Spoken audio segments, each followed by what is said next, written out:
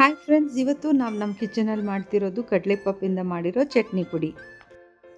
ದಿಢೀರ್ ಅಂತ ಮಾಡೋ ಈ ಚಟ್ನಿ ಪುಡಿ ಮಾಡೋದು ತುಂಬ ಈಸಿ, ಹಾಗೆ ತುಂಬ ರುಚಿಯಾಗಿರುತ್ತೆ. So welcome to greens and spices kitchen. ಈ ಚಟ್ನಿ ಪುಡಿ ಹೇಗೆ ಮಾಡೋದು ಬನ್ನಿ ನೋಡೋಣ.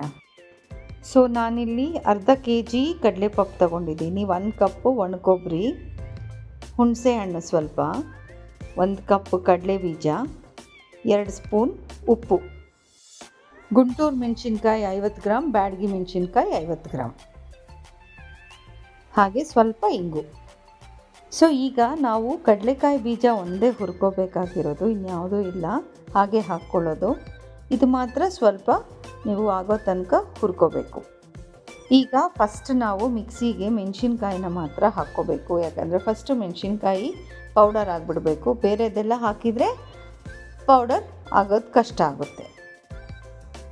ಸೊ ಈಗ ನಮ್ಮ ಮೆಣಸಿನ್ಕಾಯಿ ಪುಡಿ ಆಗ್ತಿದೆ.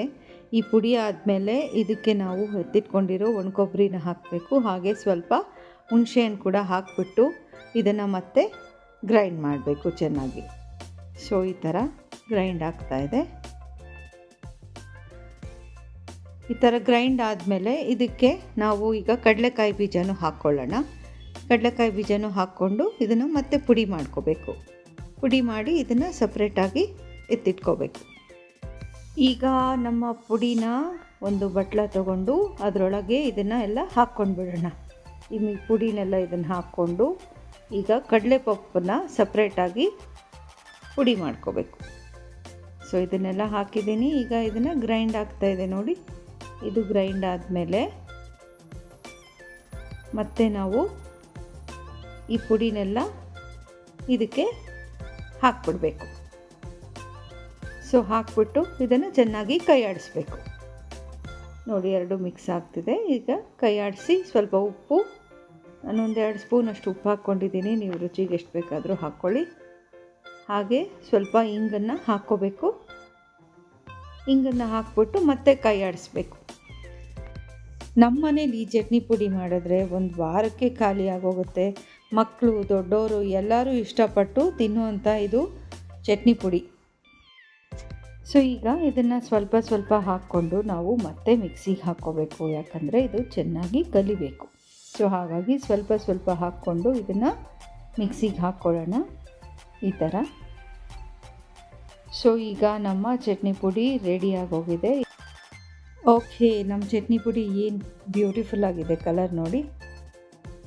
ಸೊ ಯಾವಾಗಾದರೂ ನೀವು ಚಟ್ನಿ ಮಾಡೋಕ್ಕಾಗಲಿಲ್ಲ ಅಂತಂದರೆ ಇದನ್ನು ಒಂದು 2-3 ಸ್ಪೂನ್ ನೀವು ಒಂದು ಬಟ್ಲದಲ್ಲಿ ಹಾಕಿ ಮೊಸರು ಹಾಕಿ ಕೈ ಆಡಿಸ್ಬಿಟ್ಟು ಒಂಚೂರು ಒಗ್ಗರಣೆ ಕೊಟ್ಬಿಡಿ, ಫಸ್ಟ್ ಕ್ಲಾಸ್ ಚಟ್ನಿ ಆಗೋಗುತ್ತೆ.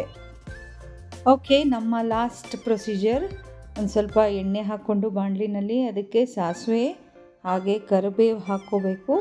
ಒಂದು ಸ್ವಲ್ಪ ಹಿಂಗೆ ಹಾಕ್ಕೊಂಡ್ರೆ ನಮ್ಮ ಚಟ್ನಿ ಪುಡಿ ಕಂಪ್ಲೀಟಾಗಿ ರೆಡಿ ಆಗೋಗುತ್ತೆ. ಸೊ ಇದನ್ನು ನಾವು ಈ ಪುಡಿಗೆ ಹಾಕ್ಬಿಟ್ಟು ಚೆನ್ನಾಗಿ ಕರಿಬೇವೆಲ್ಲ ಕಲಿಸ್ಬೇಕು. ಇದನ್ನು ಕಲಿಸಿದ್ರೆ ಚಟ್ನಿ ಪುಡಿ ರೆಡಿ. ಸೊ ನಿಮ್ಮ ಮನೇಲಿ ಯಾವಾಗಾದರೂ ಚಟ್ನಿ ಮಾಡೋಕ್ಕಾಗಿಲ್ಲ ಅಂದರೆ ಈ ದಿಢೀರ್ ಅಂತ ಮಾಡೋ ಕಡಲೆಪಪ್ಪಿಂದ ಚಟ್ನಿ ಪುಡಿ ಟ್ರೈ ಮಾಡಿ, ಹಾಗೆ ಹೇಗಿದೆ ಅಂತ ಕಮೆಂಟ್ ಮಾಡಿ. ಸೊ ಈ ಚಟ್ನಿ ಪುಡಿನ ನೀವು ಇಡ್ಲಿ, ದೋಸೆ, ಪೂರಿ, ಚಪಾತಿ, ಅನ್ನಕ್ಕೆ ಕೂಡ ಎಣ್ಣೆ ಹಾಕ್ಕೊಂಡು ತುಪ್ಪ ಹಾಕ್ಕೊಂಡು ಕಲಿಸ್ಕೊಂಡ್ರೆ ತುಂಬ ರುಚಿಯಾಗಿರುತ್ತೆ. ಇದ್ರ ಕಲರ್ ನೋಡಿ ಏನು ಬ್ಯೂಟಿಫುಲ್ ಆಗಿದೆ.